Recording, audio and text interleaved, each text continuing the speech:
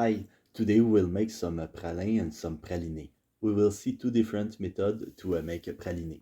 The first one is the most popular and my favorite for many reasons, although it requires more effort.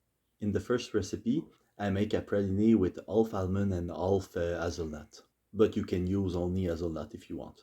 Many people prefer that. So let's start by pouring about 90 milliliter of water in our saucepan.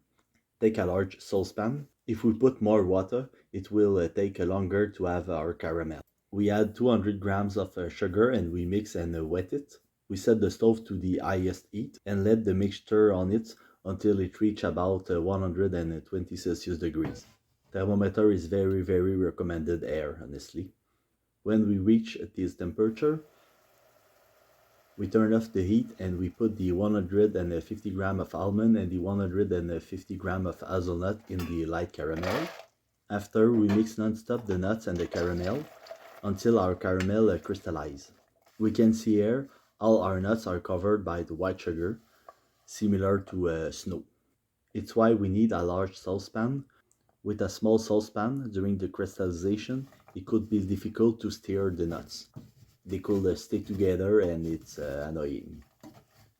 So after that, we turn on the heat to medium on my stove 4 on 10, always stirring. We let our nuts and caramel cooking until all the crystallized caramel is melted.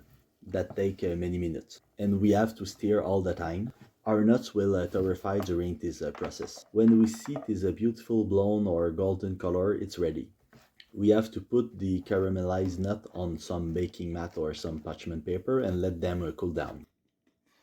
Afterwards, we put them in a food processor.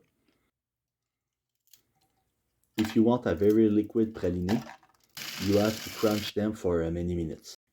According to the power of your food processor, you should make your praline in several times with some pause. It's a hard job for this machine. That takes 8 to 9 minutes for mine.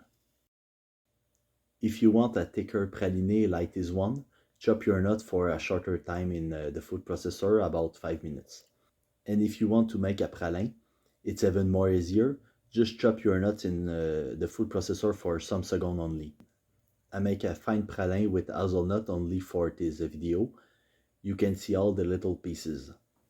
Now we will see the second method to make a pralin and praline. First, we have to torrefy our nuts. Here I make a small batch of pecan praline. 150 grams of pecan in the oven at 350 Fahrenheit or 180 Celsius degree for about 10 minutes. After 6 minutes, I mix a little the nuts for a better and more homogeneous cooking. After, I let the nut cool down. Now we'll make a dry caramel or a caramel à sec. It's a caramel without water. It can be a little tricky. We got in total 100 grams of sugar. We pour enough sugar in our pan for cover the bottom. We turn on our stove to medium heat, about 4 or 5 on 10 on my stove. And we wait the sugar melt and become liquid. It can take some minutes, maybe 3. Generally, the caramel doesn't melt homogeneously, so we can play with your pan for distribute correctly the sugar and later the caramel.